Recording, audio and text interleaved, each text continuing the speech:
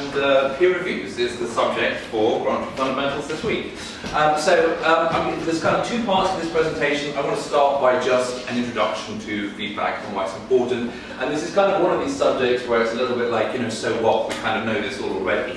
But it's a thing where I think it's worth, restating that part of the stuff we're trying to do with GrantTree Fundamentals is create some common knowledge, create some stuff where we all have the same understanding, rather than we all say, oh yeah, I understand it, but we all understand it a bit differently. So, feedback. How important is feedback? We might think that it's just this thing that we do kind of some of the time, right? But actually, this is how important feedback is. This is how important feedback is. Feedback is huge. There are kind of two bits to open culture and two bits to the kind of work that we're doing in building the culture. One is about how we are with each other, the kind of relational stuff, and the other is about how we do the work, which is the structural stuff. And feedback is important to both. In terms of the how we are stuff, like the biggest part of how we are is communication, and kind of the biggest part of communication is feedback. Is the communication where we're saying, here's the problem and here's how I'm going to communicate it to you. Because this is the communication where, there's more likely to be the feels, right? This is the communication where it's more likely to be charged, where it's more difficult, where it's harder to get right. We have feedback about how we are with each other. You said this and I felt this. And we have feedback about how we do the work. Like when you do this impacts my ability to do that. And it's also worth pointing out that we have this important bit of meta-feedback, where we have, because part of how we are with each other is feedback. So actually having a discussion about, how this feedback conversation is going, how this difficult conversation is going, can be a really powerful tool if you're trying to engage somebody in like a potentially tricky subject. Feedback not only drives our ability to do the work, and our ability to get good at that, but obviously the giving and receiving of feedback is a vital part of the advice process, which is the core mechanism for how we operate the business, and the kind of fundamental particle of self-management. And it's also a really important part of the resolution process. I think that's a really important thing to say, that everybody makes mistakes, things go wrong. And the question is, what are we going to do when things go wrong? How are we going to heal them? And the process that we use for that is an important indicator, an important sort of factor that dictates the culture that we end up with. So, trust and honesty go very closely together. The more honest I am with you, the more honest I am with you, the easier it becomes for you to trust me. The more I trust you, the more we trust each other, the more honest we can be. So, feedback is a way to build relationships. And it's also important to say that feedback is a way that we build open culture. By coming back to the presentation we had a couple of weeks ago about non-violence and the way that underlies a lot of what we're doing. Like communicating with each other in a non-violent way is the way that we feed the resolution process, is the way that we feed the advice process, is the way that we get better at the work. And we have the freedom, power and trust stuff that underpins, all of open culture. So, I kind of think of feedback as being a little bit like, an iceberg. Like feedback is the tip of the iceberg, and the rest is open culture. So the way that we do feedback both shows us how the culture operates, but also by studying feedback and making an attempt to get better at giving feedback, we're getting better at all the other stuff in open culture as well. This is Don, the feedback man. So feedback, and especially the quality of the feedback that we give, being non-violent, including with yourself, and enriching trust. So in other words, how we choose to be when it really counts, how we choose to be in situations where the conversation is difficult, where there's more likely to be feelings. If you want a one-sentence summary of what open culture is, what teal is, what this thing is that we're trying to do, for me it's this. It's how we handle difficult situations, and it's the way that we choose to be there. Non-violent and compassionate with each other. And to me, that's really important. I want to pick up on this, including yourself, because I said earlier that, I'm going to do this first. I don't have any choice, because that's the order that I've done the slides in. This is a quote from John Gottman, who is a very interesting figure in psychology. He did these massive data-driven studies of couple relationships. And I've said it before, and I'll say it again, right? Everything in life is relationships. relationships from a psychological point of view, right? I have a relationship with Dan, I have a relationship with other people, I have a relationship with food, I have a relationship with work, I have a relationship with myself. And the advice that you get about relationships, the advice that we're used to hearing, is about couple relationships. But the thing is that the good advice about couple relationships applies to every relationship that we have. So we can learn from people who've written intelligently and wisely on couple relationships, and we can apply that to the way that we are at work. So Gottman did these big studies of couple relationships to try and gather some data to understand what predicted successful and unsuccessful relationships. And I think there's a really useful lesson in here for us. Because basically what he said was they looked at these really large volume of relationships to see which ones were going to work. And by doing some simple tests, they found with over 90% accuracy that they could predict things. And it was, how were people in conflict? Right? Because what they found was that couples would, after 3 years, generally 70% of the time be in the same conflicts that they were at the start of those 3 years. You know, it's the same issues that keep coming up again and again and again. But people who said that their relationship was a success, and people who would tend to stay together in the long term, handled those conflicts with a dialogue that was kind of positive and open and included affection and laughter. Couples who were likely to divorce went into those conflicts in a critical way. So I think this is a really important lesson for us here. Like, you know, they said the big issue wasn't resolving the conflicts, but moving from gridlock, just kind of, you know, to dialogue. We're never going to have a business free of conflict. We're never going to have relationships free of conflict. But we can have a stronger experience, you know, both personally, like in terms of our human fulfillment, but also in terms of, from a business point of view, commercially, from our ability to work together efficiently and effectively. You know, the very issues that cause the most pain and alienation can also be the greatest sources of intimacy and connection. And I would say, from intimacy and connection, we can also say the greatest sources of collaboration, change, and innovation. Right? Because these are the things that underlie collaboration, change, and innovation.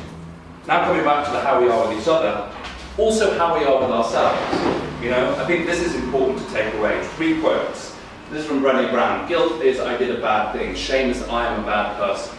Right? Learning to have an experience of guilt, learning to not be violent with yourself, but be compassionate and allow yourself to experience guilt rather than shame is really important.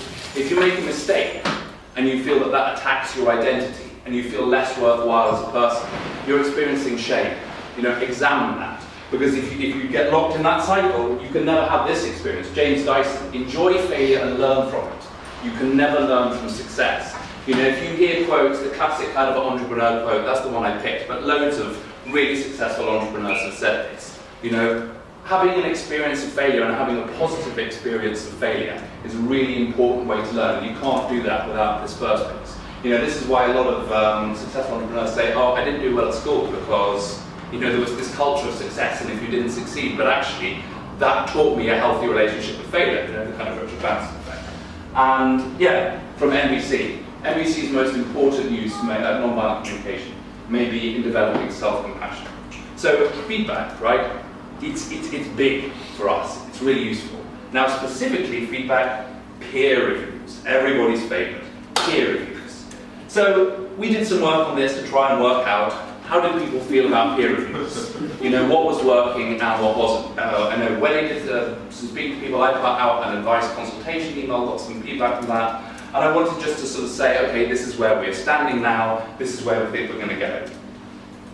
So there was stuff that we like about peer reviews. You know, there were the review meetings, which was this, you know, like Dan and I have talked about this listening with intent to agree. You know, you got a lot of feedback on your peer review, and maybe some of it was useful and some of it wasn't useful. But that meeting, sitting down and looking at that feedback and saying, okay, well, let's assume that this person was trying to be helpful. What could we take away from this comment? People have said that was a really useful process. It's also helpful to have a periodic process to go around and capture stuff that was unsaid. And I think particularly that's true for stuff where, you know, your work is just on point. Right? If you're just doing a reliably good job, then people aren't going to be saying that to you on a daily basis. So to have a regular check-in, people to say, yeah, this is okay, you know, I'm really happy with this, that's useful. And there's also the chance to step back from your own work, you know, and to look at how you're doing and where you want to go and your aspirations and goals, and to set in place some steps that are going to move you towards that. We didn't like doing paper-based feedback. We don't want to do paper-based feedback anymore. We want to get better at doing this face-to-face, and any process that we do should be built around that. We don't want to do them every quarter, because it means that, like when you're capturing the unsaid stuff, it's too old. It might be 2.5 months old, and what can you do about that? Also, the paper-based stuff was very time-consuming, filling the starts in, people didn't like that, and then it took a while for it to come back anonymized from the no, we don't want to do that anymore. And there was also, in spite of the fact that we were getting better at it, still quite a lot of non-useful feedback. In other words, 2.5 months ago, you said this, and it irritated me. It's just not useful. You can't do anything with it. I think it's important to acknowledge that we have, we have got better. The reason why we started with the peer review process before my time was because previously everything was being left unsaid, right? No feedback was being given.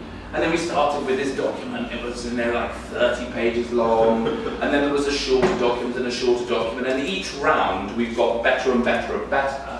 And now I would say we're at this point where we're talking, right? Feedback is happening all the time. Continuous feedback. We've built that habit, and we're getting pretty good at it. So what we need to do is we need to capture the good stuff from peer reviews and keep it. A useful concept that I'd like to introduce you to is push feedback and pull feedback. So push feedback is the stuff that we need to talk about right here, right now. Right? You cause me a problem or you do something absolutely amazing. It's something that needs to be dealt with now. It's a burning issue, and it's kind of my thing. So I request that I give this to you and that you respond to it. That was the sort of stuff that was really not useful to be captured in a peer review. You said something 2.5 months ago that upset me. Then there's the pull feedback, which is the feedback that I want from you. The stuff that isn't critical right now, but maybe if we leave it, it will build up and become critical. But that if I get this feedback from you, I can learn and grow and improve in my work. And that's where it is useful to have a process to go around and ask for it. So yeah, there's a value in periodic exercise. There are many different, right? You look at other successful open culture companies and the way they do it. So there's no one right way, but there definitely are wrong ways. So I'm sort of conscious of the fact that we've been doing it one way, we're going to try another. Maybe in 6 months on these will evolve, we'll try another. So we're not saying this is the way that it's going to be forever. There's a nice paper from Morningstar. They have this thing which they call the Self-Management Institute, where they have all of their resources about how they self-manage. And they have this white paper on their peer review process. And they say that like more than 70 million US workers receive performance evaluations every year, but people hate giving them, people hate getting them, and 5% of HR professionals are very satisfied with their performance management systems. Everybody knows that the traditional appraisal exercise, the written appraisal exercise, is widely hated, but yet people continue to do it because they have a sense that there's something in there. And that good thing that's in there is, a continuous feedback process. This is what I think we need to do.